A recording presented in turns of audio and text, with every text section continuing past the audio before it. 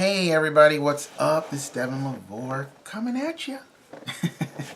So after watching my video, Why the Atheist Has Nothing to Say to Me, I have to admit, yeah, I start off really harsh and kind of abrasive and offensive, even though I really wasn't trying to be. I mean, I had no idea that I even used the word stupid in that video, you know? A lot of times when you're doing videos, stuff's just coming out, and then you watch it later and you go, oh, that's not so bad. And then you watch it again later and you go, oh yeah, I can see why people were offended. Because to date, that video has been my most popular video on my YouTube channel by far. So I wanted to make an update by acknowledging some of the, I guess, tactless things that maybe I said at the beginning of the video. And unfortunately, I did make a good first impression. However, all that aside, I think it's interesting that all of you guys that have commented, everybody that's commented on it, has not made one mention of the experiences that I said I had in my relationship with God that I've had for almost 23 years now.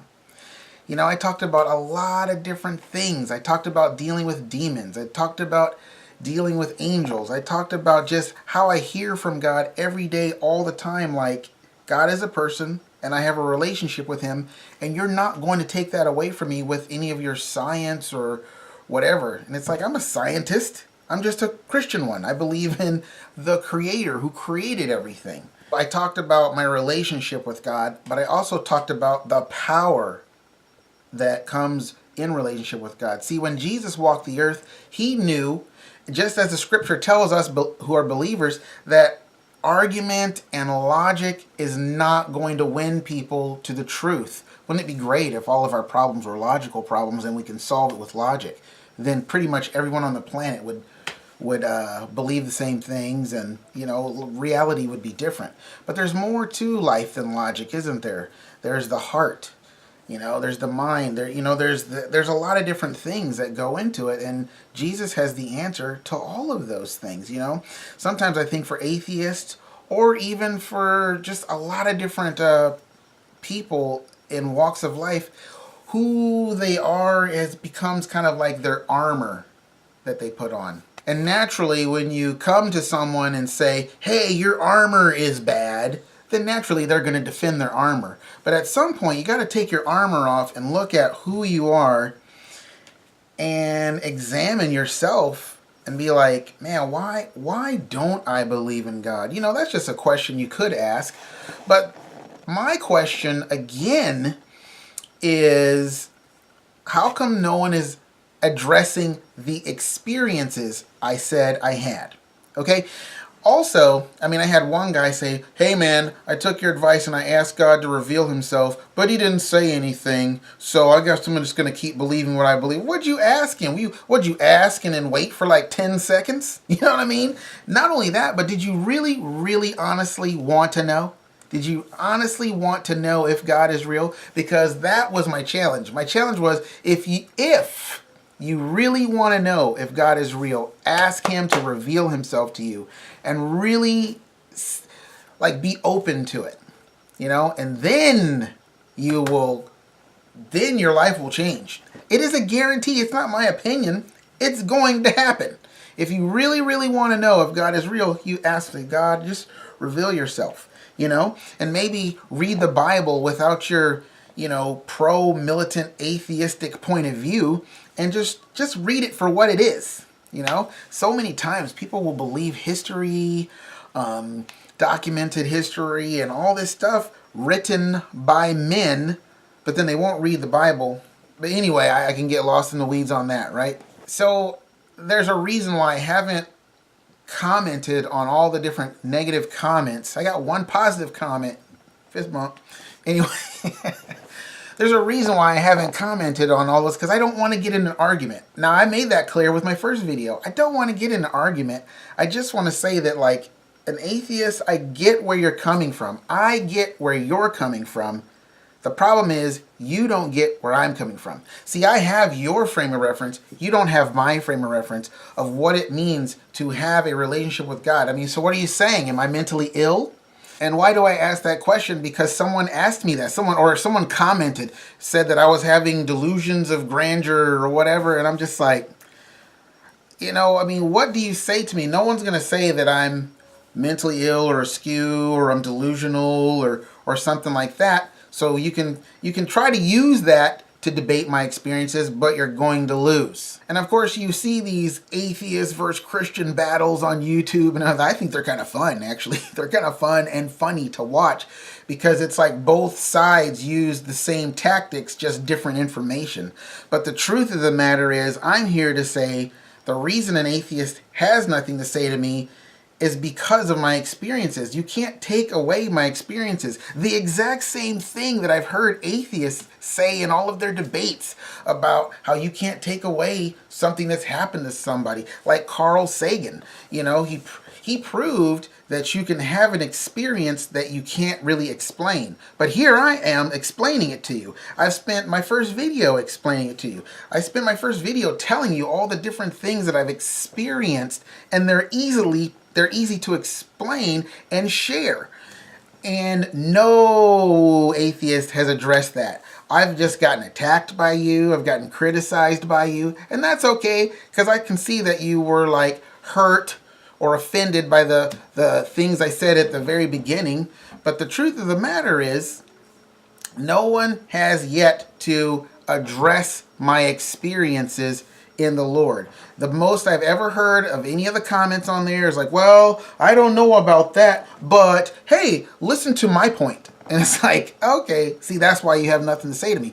You have a right to your opinion. You just don't have a right to credibility. Not for me anyway, because I have spent so many hours, so much time just really in conversation, in relationship with people who don't believe. And truth be told, once you get past, you can get into arguments with them, but once you start like kind of living life with them a little bit, it's not like you're rubbing shoulders with them or anything, but it's like you realize that there's more to an atheist than just their atheism.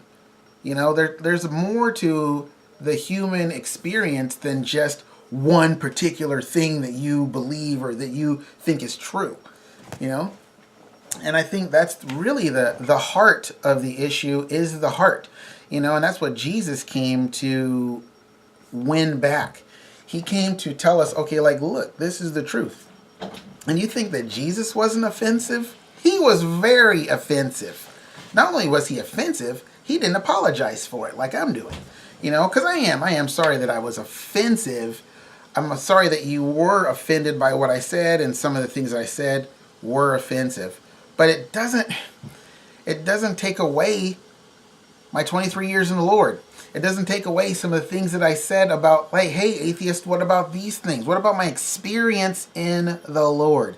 So it would be really great if someone could address the experiences I've had with the Lord. I've laid my hands on people and seen them healed. I've spoken a word just like Jesus did. These are all things that Jesus did.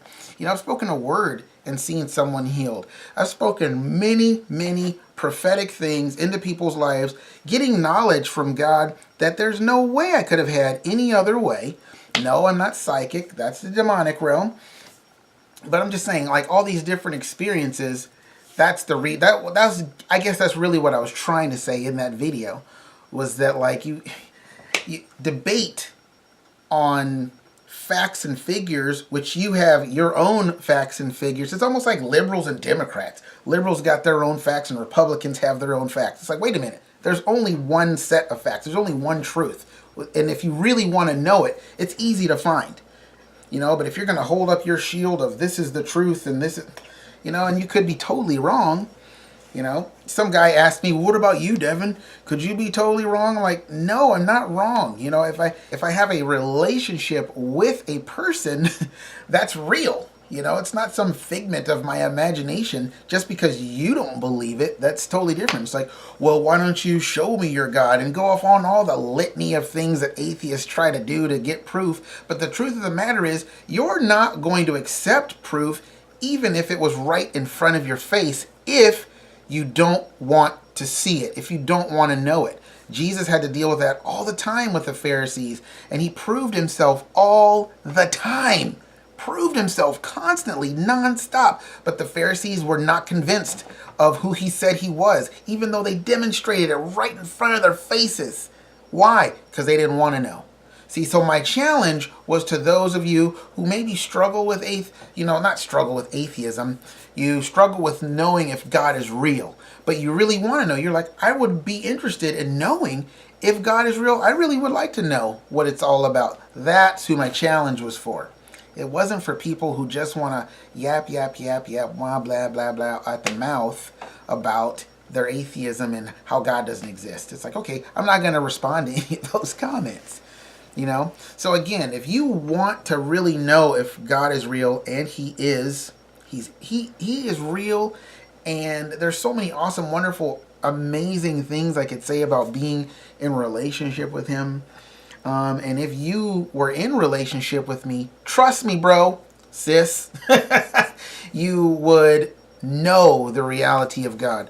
But if you would, again, even being in personal one-on-one relationship, you have to want to know. If you don't want to know, then you're not going to, you know? So anyway, so that's my part two. I'm sure there were some offensive things I said just in that, but I'm not trying to be offensive. I'm just trying to say, like, listen, man, there is a God out there. There's a God in here. There's a God right here. And he wants to know you. He loves you. He thinks you're awesome. There's no one else like you. You know, you're like a rare, fine comic book. There's only one written. And he's like this fanatical comic book collector. And you're like this comic book that he really, really, really wants to have. But you got to want him too. You know, you got to be willing to be purchased. I'm going to start to preach right there. But he really does. He's very, extremely, highly interested in you. I mean, for the truth of the matter is, you know, if some super mega billionaire was interested in meeting me, I would want to meet them too. You know, of course, if I doubted that this billionaire existed, who cares? You know, if they do exist, I'm interested to find out. There's a billionaire that wants to know me. God dwarfs a billionaire. Or a billionaire dwarfs God. Which one is it? You could probably tell me. I don't know. What am I saying? That's probably not going to make the video.